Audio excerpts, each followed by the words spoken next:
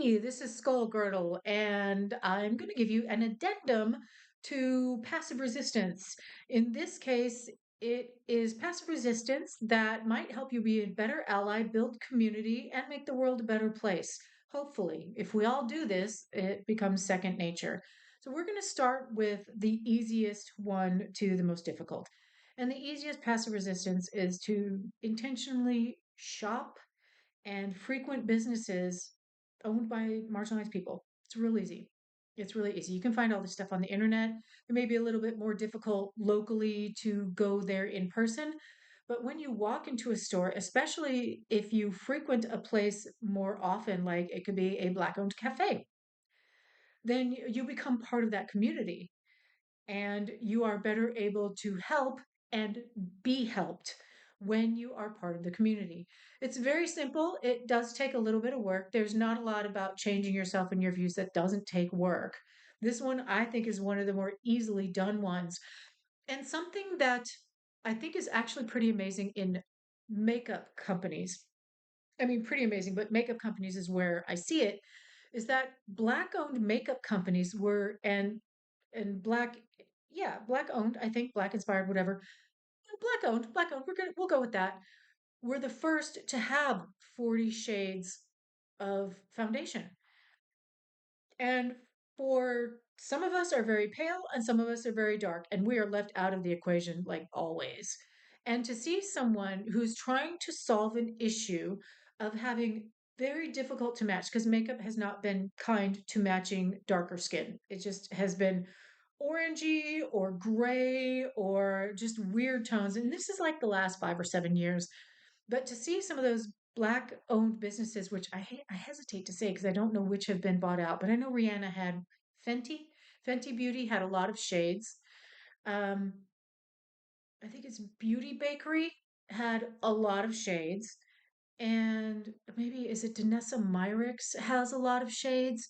But these are just something to think about. And I say makeup because goth. This is still goth channel, I promise. I promise. But like I said, goth is political. We all want to be better people. And we, many of us, want to be better allies and better community builders. And we know that survival as the goth community depends on the community. Without us, it just doesn't exist. So we can radiate that out to other places and help make the world a better place. And if you're not goth, you're welcome anyway. Okay. That is, I think, easier. And makeup is just an example. I have seen a ton of different businesses out there. Resume writer. You could look for a Black owned resume writer. You may have to look through the about on the sign. And I say resume writer because we all know that the job world is crap right now and everyone needs a little bit of help there, probably, or will soon. So if you look at the photo and there's about, and you're like, oh, look, this person is fill in the blank with a different skin tone, a darker skin tone, not white, or it specifically says they support LGBTQIA plus, et cetera, et cetera. You get what I'm saying. It's just be inspired by that. You can find this stuff yourself. Also, I would like to apologize for the echo because I just had wah in my ear. I'm working on it, but it takes a long time when you get rid of all your stuff to have things to put on the wall and absorb sound. And also, I have my clothes. This is my closet. This is my work office and my closet. So I don't know why it's still so echoey because buildings here are built with bricks and granite. Anyway, whatever. Let's move on to the next one. And I'm going from easiest to hardest. And this next one, you're like, ooh, that seems kind of hard. Well, yeah. Um, None of this is really truly easy. That first one, pretty easy. The second one is to stand up in the moment for the people who are being, well, marginalized, denigrated, whatever. It's like if somebody does something racist, stand up for them. And you don't have to get up and shout in someone's face, "That was racist." You can do that. That's fine. If you're trying to be subversive and passive resistance, that might blow your cover. But you can do some like, dude, haven't you ever seen that where somebody says something insensitive? And it could be anything like you ask how someone's spouse is, they've just filed for divorce. But let people know that somebody is paying attention to to their trash thoughts. this is it's not always easy, but you can do it quietly. You can talk to someone later. You don't have to stand up in the middle of a theater full of white supremacists and scream racists at them. You can do it in small ways and start small because the more you do it, the less scary it is. Like if I hear somebody, this is a real easy one for me, like working in the corporate world, some men wear dress shirts and sometimes those dress shirts are pink. And gender doesn't have a color. Sorry. Color doesn't have a gender is what I meant. But same thing. Same thing. Color doesn't have a gender at all. So when somebody makes fun of a man wearing a pink shirt and makes some girly remark, isn't that a girl's color? Just be like, does color have a gender? Why do you think it's only girls can wear pink? It can be that subtle and that small to remind people that they're being judgmental or just to make them think. You're not going to get through to everybody. You're just trying to get through to yourself. You got to start with yourself. You can't start with the world outside yourself and not blame yourself. You got to start with yourself. Obviously, this is more for the white people, the pasty faces, because the people who are marginalized, or if a marginalized group and you're internalizing, maybe it's time to stop it. Maybe it's time to get more, we call it politically correct or woke. I don't know that white people can be woke. That's not where that reference comes from. But those terms, which are used as insults, I personally don't find insulting. I'm like, good, good, you're paying attention, good. So standing up for other people it can be scary. It can be scary, but you can do it and you can do it in small ways. You just need to be aware that there will often be, if you are standing up and it's white people doing the thing, that you're going to run into denial, but hurtedness, and white solidarity. And it's infuriating.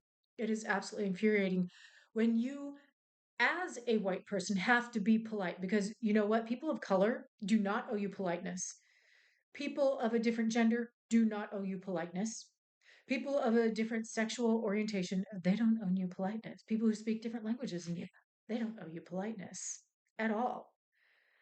But I find for me, I always approach, I shouldn't say always, usually is more accurate, approach white people very as logic and low key as I can. Just keep it even keel. You guys can't see my hand. Even keel when approaching the subject. And I'll use terms like racially biased and I'm as gentle as I can. That still will slap you in the face because you may mention these things and it is glossed over, it is ignored. And in some cases, which are really, really hard to deal with, it'll be a person of color gaslighting you. Ugh. And it sucks. But sometimes you will make someone think. And most importantly, you will be thinking and you are changing. Remember, it's like if you want to make the world a better place, you better look in the mirror and make the change, according to MJ. That's Man in the Mirror by Michael Jackson, if you're wondering. Brilliant song. She steps outside of God. We'll live.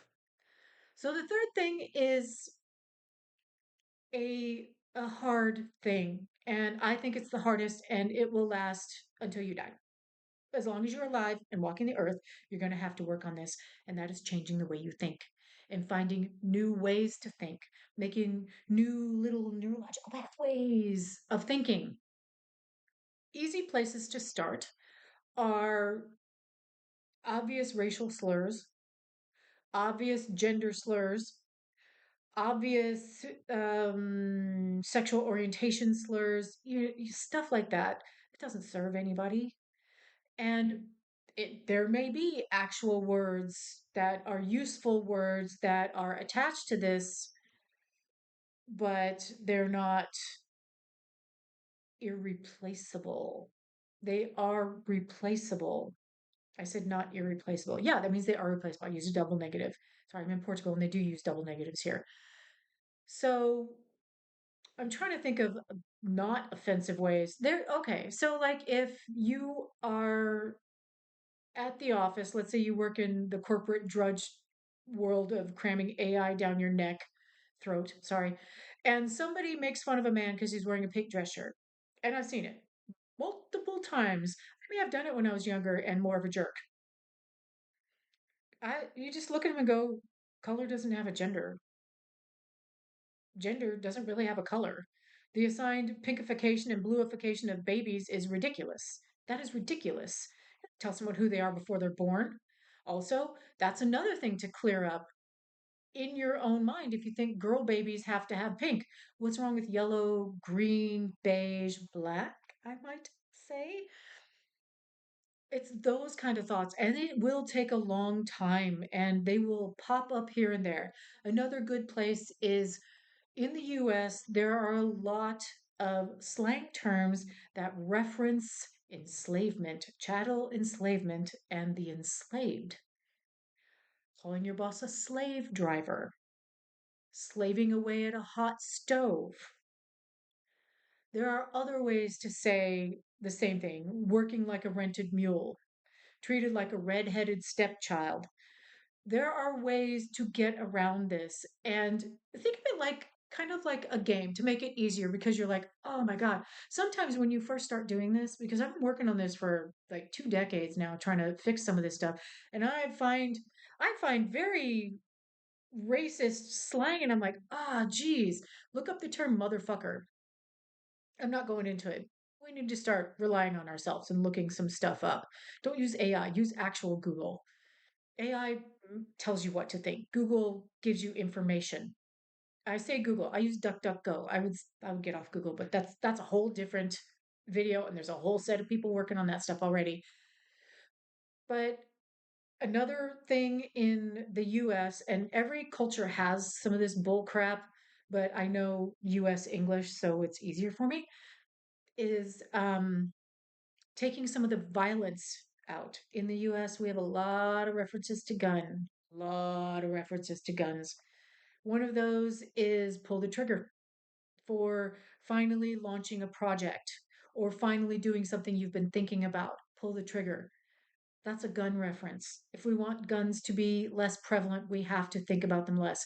It's the same with racism and gender inequality and denigrating marginalized groups on whatever spectrum. And it's always a spectrum. It is always a spectrum, y'all. That's the one thing I can say is it's like the autism has a spectrum. So does gender. So does sexuality. So does romantic inclination. I mean, I think that we can just look at each other's faces, and skin tone has a spectrum as well. So there's a spectrum for everything. Humanity, we're all different. We're all the same, but we're all different. And you're like, how are we the same? Well, if you look at our bodies, we all have some bones, we all have some muscles, we all have some connective tissue. Think about that. It's not a matter of how much melanin do you have in your skin, how wide is the bridge of your nose. That that doesn't make a better person one way or the other. That just makes you look different, which is really helpful when you're trying to think about who you're talking to. Because if we all looked absolutely identical, we'd just have to get our names tattooed on our forehead and it would be boring. If we celebrate some of those differences and take out some of that denigration that is just a part of our culture that we don't think about, like when coaches call sports teams that are not doing so well, men's sport teams that are not doing so well on the field, the ice, the court, whatever, they call them ladies. That's a denigration. And it serves no purpose, no helpful purpose other than making sure that we always remember that women are less than men. And that doesn't help anybody. And if we want to make the world a better place, if we want to make more safe places for everybody, I get that it's kind of scary in today's world to be thought of as woke or politically correct in certain circles. But, first of all, the term woke is not really one that should be used by white people. Um, and you can look it up in the origin, learn to do that. You got this supercomputer. You have a supercomputer. Remember Wonder Woman from the 70s? Remember those rooms full of computers? This does 10 times. Oh, sorry, I should have cleaned that if I'd known I was going to show it to you. 10 times the work of those computers. So look stuff up and just do your best. Politically correct just means treating other people with respect. And sometimes it feels like your tongue is tied in knots trying to get out whatever you're trying to say. You'll get better. I promise you'll get better at all of this stuff. You just got to try, you just got to practice. And when we can really treat each other with respect, when we can really treat each other with empathy, and when we can, through changing our actions, our language, and intentionally doing these things, we can make the world a more equitable and a safer place for everybody. I really believe that. I really do believe in unity, and I believe we are all the same. We should be treated the same. And until we can create that reality, we have to try. And it's not going to be easy. And there's always going to be somebody who puts you down or treats you very badly for trying, even if you have the right skin color. Sometimes, even if you're pretty and you're slender and you fit societal norms, when you say something that people don't like, they will treat you like crap. Save that feeling and think about if it's every single day. And for the white people, I urge you as a bonus to always consider your race because everybody else doesn't get the luxury not to.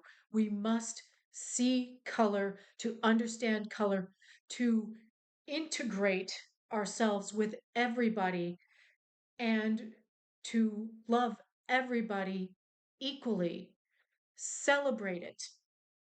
Don't be blind to it because that's hurting us. Anyway, you're welcome for the lecture. I'm here till next week. Oh, ho, ho, ho. Yes, I do think I'm funny. Somebody has to, right? So, hey, thanks for watching. Until next time.